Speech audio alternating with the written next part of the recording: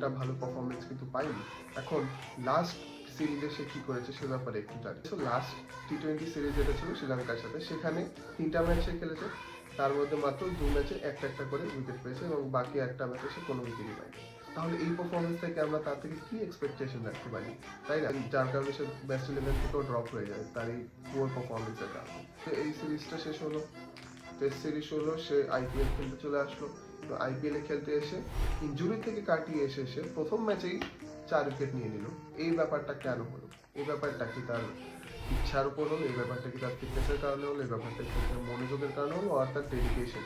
সেটা আমাদের I think আমাদের বোর্ড সিলেক্টরদেরকে খুব চিন্তা করা উচিত, কারণ যেখানে সে পারফরমেন্স আমরা সবচেয়ে বেশি আশা করি বাংলাদেশ টিমের হয়, কিন্তু সেখানে সে আসলে খুব একটা ডেলিভার করতে পারছে না। এর কারণটা কি? এই কারণটা বের করা খুবই জরুরি।